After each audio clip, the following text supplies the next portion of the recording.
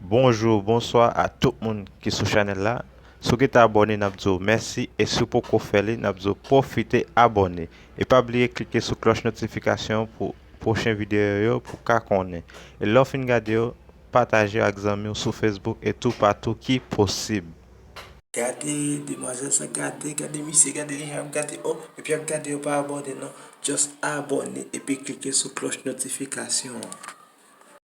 Ma profite di yon go kout mersi ak tout moun ki abone ak chanel la, tout moun ki toujou like video. Ma pa ankouraje plus moun kap gade video pou yo like epi pou yo abone ansan avèk chanel la, epi pa bliye klike sou kloche notifikasyon pou le an pochen video lage pou yo ka kone avan tout moun.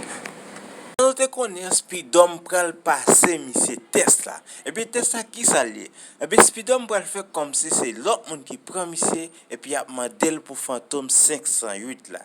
Epi misye chak fwa model pou Phantom 508 la, misye toujou di li men li pa kon nek sa yo, se nan zon nan li men li pa konen yo. Nek yo frape li menase l brotouyel men toujou rete ap di men parol la ki li pa konen misye Phantom 508 yo. Epi finalman Speedom wè misye son neg ki pap traivre paske misye san pa konen sete yo, ebi l pa diyan, ebi konsa neg yo fe konen sete yo tap pasel yon test. An pral vire, kote JJM fin bon sou matat chichi al fi fe tout le bagay, ebi misye pral fe matat chichi a kompren ke te gen ti problem paske li santi ki flotte mi yo manze. Ebi le manze kompren bagay la, manze fache, manze koman sa vo, ebi bay misye kek souflet, ebi misye pral rale zamil pral fe manze konen ke se prezita pran ke manze pat gen konte. Ebi ke moun ki konte a se chichi liye, e ke se pat pou chichi, it ap pete bouda manze an ba katouche. Ke Astridman ke rete padan manze ansanm avek Donaldo sou route la, ebyen yo pral kontre ansanm avek Nathalie ki bien prop, bien fre. Ebyen moun yo patan, yo pat kompran sa kap pase ya. Ebyen Nathalie di yo, ebyen men mwen men Nathalie ya. Ebyen la yo komanse depale la pou la.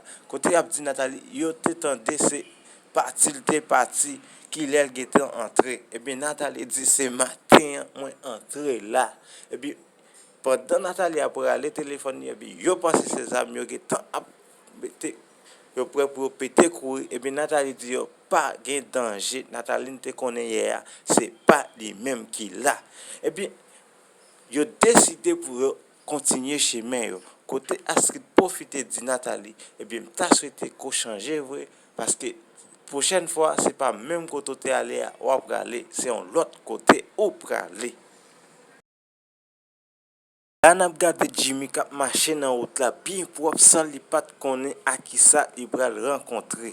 Ebyen se même moment tou nap gade la, se Fanfan kap vin ensemble avec clan la. Ebyen nèg yo vin croiser bab pour bab, côté Fanfan fait denegli sin pour yo rive sou Jimmy. Ebyen nou pa konnen ki l'obey qui pral passer là.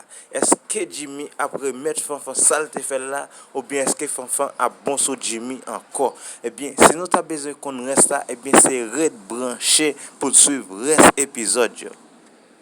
M'a dit merci à tout le monde qui t'a regardé vidéo ça, ou même si vous ko abonné, profitez abonner avec channel là. Ou même si vous abonné déjà, continuez garder vidéo et pas oublier like yo, et puis partager yo tout partout qui possible pour plus de monde qui tomber sur channel là. Quant à moi, n'a pour être dans une prochaine vidéo.